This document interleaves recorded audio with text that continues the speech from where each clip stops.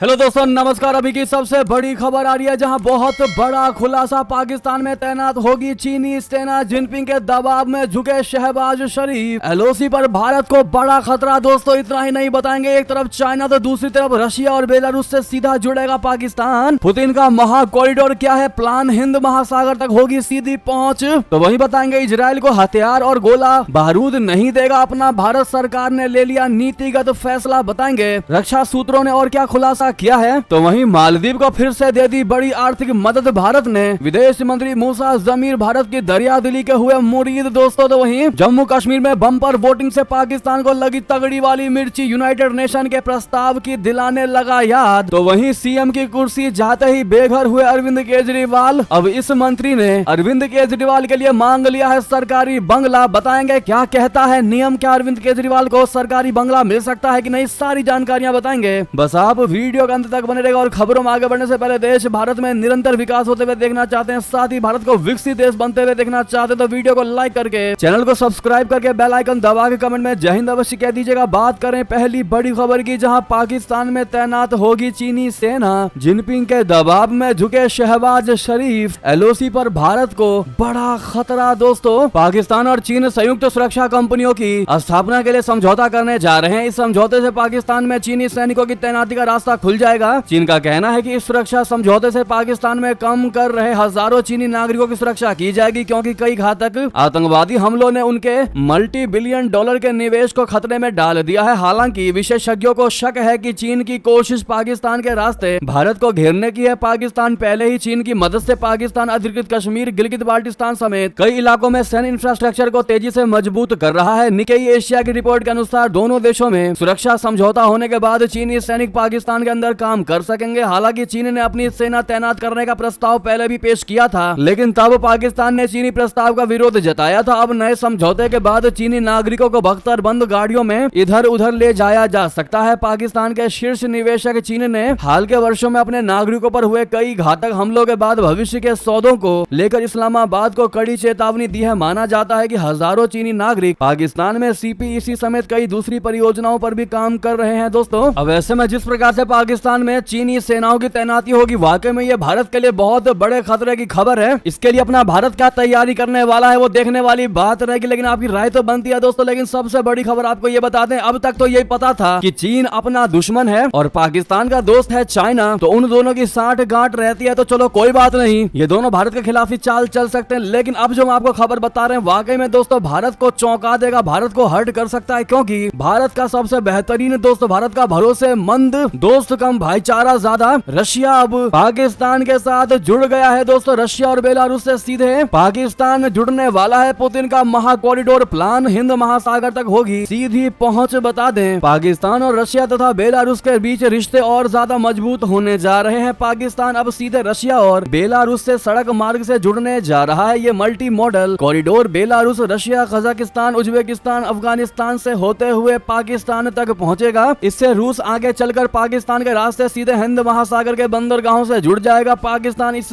Multi modal corridor से जुड़ गया है। उज्बेकिस्तान के ट्रांसपोर्ट मंत्रालय ने इसकी जानकारी दी है। उसने बताया है कि इस समझौते के बाद व्यापार, आर्थिक रिश्ते मजबूत हो जाएंगे तथा सामान का इस इलाके में आना जाना आसान हो जाएगा। इस तरह से पाकिस्तान उस इंटरनेशनल नॉर्थ साउथ ट्रांसपोर्ट गलियारे से भी जुड़ जाएगा जो रशिया को भारत से जोड़ने जा रहा है। अब उज्बेकिस्तान के रास्ते बनने वाले कॉरिडोर से पाकिस्तान जुड़ जाएगा। बेलारूस को जोड़ने वाले इस कॉरिडोर को बनाने की योजना अगस्त 2022 में बनाई गई थी। पाकिस्तान जहां अगर रशिया से जुड़कर भारत की टेंशन बढ़ा सकता है, तो वहीं उस पर अमेरिका भड़क सकता है जो मॉस्को से दोस्ती के खिलाफ है। पाकिस्तान इससे जुड़कर अपना क्षेत्रीय प्रभाव बढ़ा सकता है। ऐसे में रशिया का पाकिस्तान के साथ जुड़ना वाकई में भारत तो बर्दाश्त नहीं कर पाएगा। इस पर आपकी राय तो बनती है दोस्तों, जरूर कमेंट करिएगा। तो वहीं आपको बता दें, इजराइल को हथियार और गोले नहीं देगा अपना भारत, सरकार ने ले लिया नीतिगत फैसला। रक्षा सूत्रों ने किया बड़ा खुलासा। दोस्तों रक्षा सूत्रों के हवाले से द हिंदू की रिपोर्ट में बताया गया है कि गाजा पर आक्रमण के शुरुआती दिनों में इजराइल को तोपों की आवश्यकता थी, लेकिन भारत ने इजराइल को आयुध सामग्री की आपूर्ति न करने की नीतिगत निर्णय लिया है। रक्षा सूत्रों ने बताया कि रशिया और यूक्रेन के बीच जारी जंग को लेकर भारत दृढ़ता से तटस्थ है। भारत ने इन दोनों देशों में से किसी को भी विस्फोटक उपकरण आपूर्ति न करने का रुख अपनाया है। मामले की जानकारी रखने वाले एक रक्षा सूत्र ने नाम न बताने की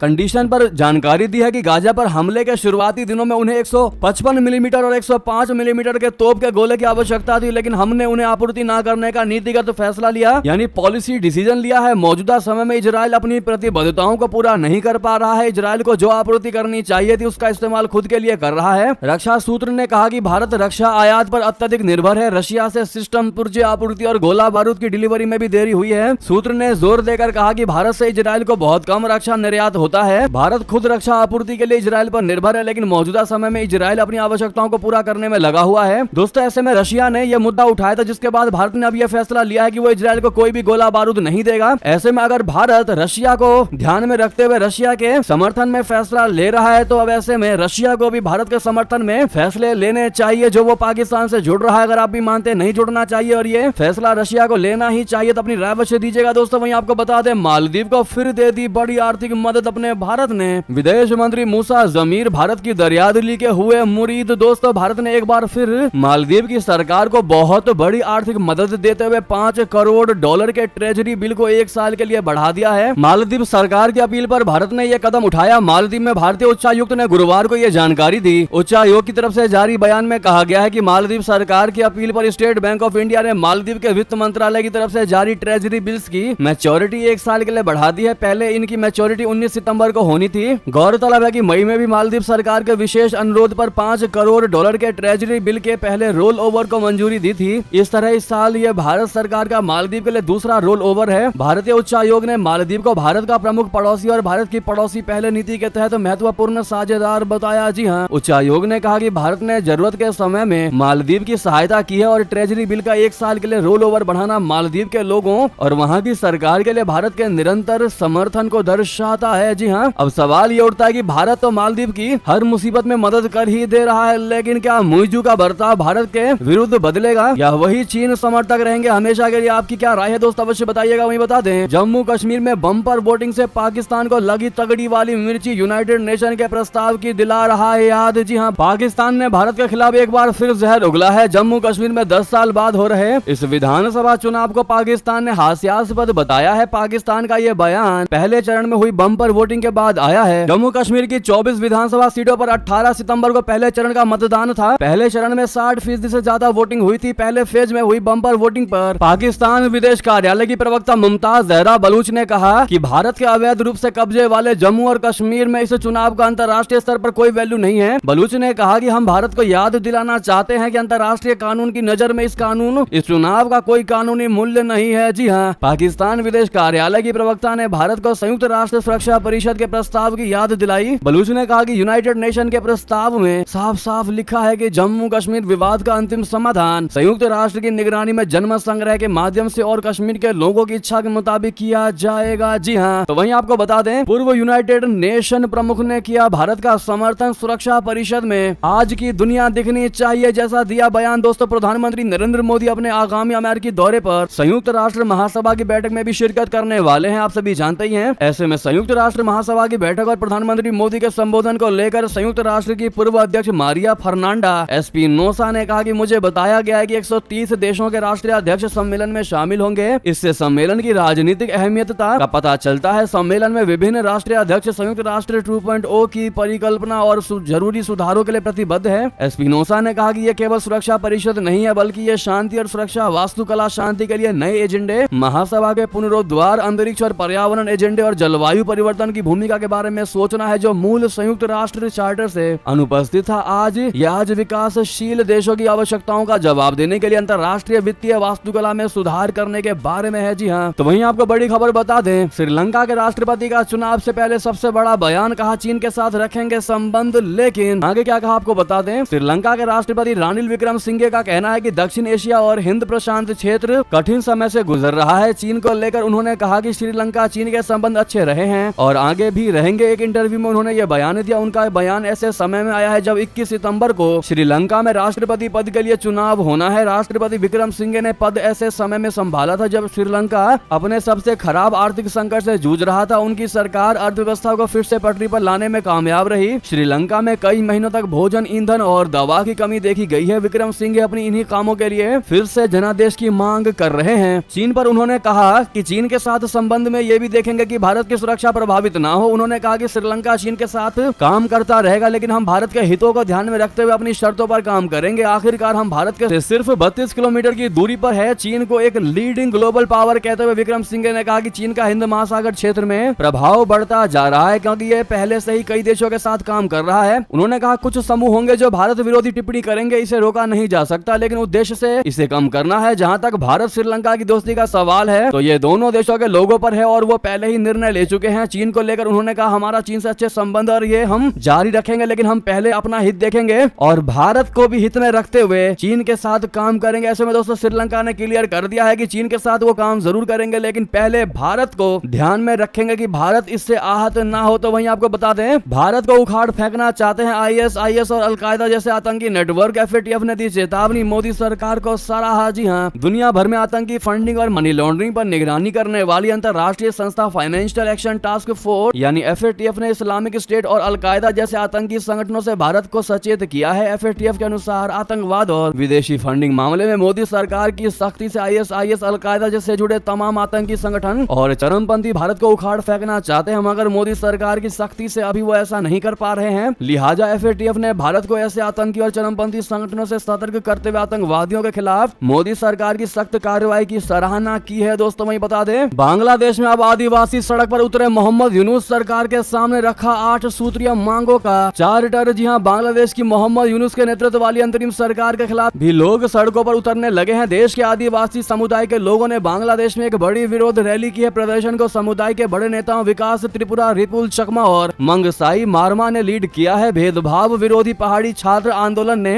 आदिवासी छात्रों की ओर से अंतरिम सरकार के सामने 8 सूत्रीय मांगों का एक चार्टर रखा है। मोहम्मद यूनुस ने भारी प्रदर्शनों के बाद गिरी शेख हसीना के नेतृत्व वाली सरकार के बाद देश की कमान संभाली है। ऐसे में उनके सामने इस मुद्दे को ठीक से संभालने की चुनौती है। जी हां दोस्तों, वही बता दें, गाजा छोड़ने के लिए इजराइल को मिली डेडलाइन। नेतन्याहू के खिलाफ हो गई दुनिया। दोस्तों संयुक्त राष्ट्र ने इजराइल हमास जंग के बीच एक इजराइल को गाजा छोड़ने की डेडलाइन दे दी है। दरअसल एक वोटिंग के जरिए इजराइल से मांग की गई है कि वो 1 साल के भीतर फलस्तीनी कब्जे वाले इलाके से हट जाए। इस मतदान में साफ तौर पर इजराइल के खिलाफ माहौल देखा जा सकता है। वोटिंग में इजराइल के खिलाफ 124 वोट पड़े हैं, जबकि 14 वोट समर्थन में है और 43 सदस्य वोटिंग में शामिल नहीं थे। माना जा रहा है कि ये वोट इजराइल के लिए एक चुनौती पेश करता है और अंतर्राष्ट्रीय समुदाय में देश की स्थिति को और कमजोर कर सकता है। तो वहीं बता दें, ब्रिटेन में पहली बार कीर्तन को सिख पवित्र संगीत के रूप में मिली मान्यता। दोस्तों ब्रिटेन में पहली बार कीर्तन को संगीत शिक्षा की ग्रेड प्रणाली में शामिल किया गया है। इसका मतलब है कि छात्र शुक्रवार से सिख पवित्र संगीत से जुड़े पाठ्यक्रम का औपचारिक अध्ययन कर सकेंगे। बर्मिंघम के संगीतकार और शिक्षाविद हरजिंदर लाली ने पश्चिमी शास्त्रीय संगीत के समान कीर्तन को महत्व दिलाने के लिए वर्षों तक मेहनत की है, ताकि ये पारंपरिक संगीत विधा भावी पीढ़ियों के लिए संरक्षित रहे। सिख धर्म में कीर्तन को गुरु ग्रंथ साहिब में मौजूद शब्दों का गायन माना जाता है और ये भक्ति भाव प्रकट करने वाला एक महत्वपूर्ण तरीका है। दोस्तों तो वहीं आपको बता दें, वक्फ बोर्ड का ताकतवर होना देश के लिए बड़ा ही घातक। आखिर राजा भैया ने क्यों की प्रधानमंत्री मोदी जी की तारीफ। बता दें, कुंडा से विधायक रघुराज प्रताप सिंह उर्फ राजा भैया ने नरेंद्र मोदी सरकार की तारीफ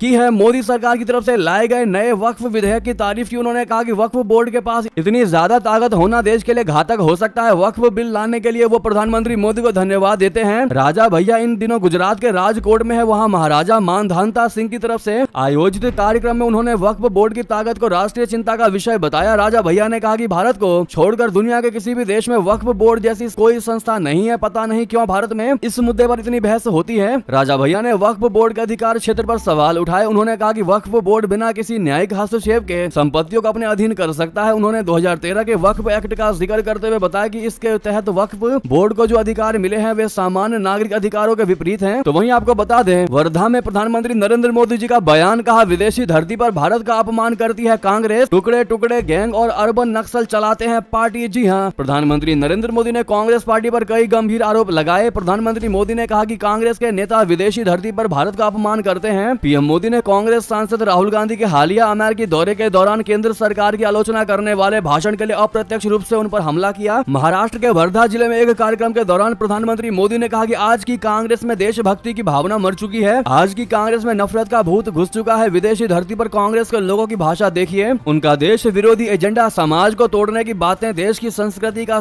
अपमान, ये वो कांग्रेस है जिसे टुकड़े टुकड़े गैंग और अर्बन नक्सल के लोग चला रहे हैं। मोदी जी ने कहा कि कांग्रेस का मतलब है झूठ, धोखा और बेईमानी। जी हां, तो वहीं बता दें, सीएम की कुर्सी जाते ही बेघर हुए अरविंद केजरीवाल। राघव चड्ढा ने केंद्र सरकार से उनके लिए मांग लिया घर। शहरी विकास मंत्रालय को खत लिखने की कही बात। दरअसल आम आदमी पार्टी ने नई नई दिल्ली के निवर्तमान मुख्यमंत्री अरविंद केजरीवाल के लिए शुक्रवार को सरकारी आवास की मांग की और कहा कि एक राष्ट्रीय पार्टी का संयोजक होने के नाते वो इसके हकदार हैं। आम आदमी पार्टी के राज्यसभा सदस्य राघव चड्ढा ने यहाँ एक संवाददाता सम्मेलन में कहा कि पार्टी इस संबंध में केंद्रीय आवास एवं शहरी मामलों के मंत्रालय को पत्र लिखेगी और उम्मीद है कि मंत्रालय 1 या 2 दिन में पार्टी के राष्ट्रीय संयोजक को आवास उपलब्ध करा देगा। पार्टी ने पहले कहा था कि केजरीवाल 15 दिनों के भीतर आधिकारिक आवास छोड़ देंगे। केजरीवाल ने इस सप्ताह की शुरुआत में दिल्ली के मुख्यमंत्री पद से इस्तीफा दे दिया था। चड्ढा ने कहा कि प्रत्येक राष्ट्रीय पार्टी 2 संसाधनों की हकदार है, एक है दिल्ली से काम करने के लिए एक कार्यालय और अपने प्रमुख के लिए आवास। उन्होंने कहा कि 2022 में गुजरात विधानसभा चुनावों के बाद आम आदमी पार्टी एक राष्ट्रीय पार्टी बन गई है। 2 साल के संघर्ष और अदालत के हस्तक्षेप के बाद केंद्र ने आम आदमी पार्टी को एक कार्यालय मुहैया कराया। पार्टी ने पिछले महीने ITO के पास दीन दयाल उपाध्याय मार्ग स्थित पुराने कार्यालय को खाली कर दिया था और मंडी हाउस में रविशंकर शुक्ला लेन स्थित नए कार्यालय से कामकाज शुरू किया। जी हाँ दोस्तों, क्या लगता है आपको, क्या केजरीवाल को सरकारी आवास मिल पाएगा या मिलना चाहिए? जो भी आपकी राय हो बताना मत भूलिएगा दोस्तों। बहरहाल ये थी की सारी बड़ी खबरें। आपको खबर कैसी लगी कमेंट में लिखकर बताते हुए वीडियो को लाइक करके चैनल को सब्सक्राइब करके बेल आइकन दबा के जय हिंद कहते हुए वीडियो को शेयर कर दीजिएगा व्हाट्सएप, फेसबुक, ट्विटर पर। बहुत बहुत धन्यवाद यहाँ तक बने रहने के लिए। जय हिंद, जय भारत।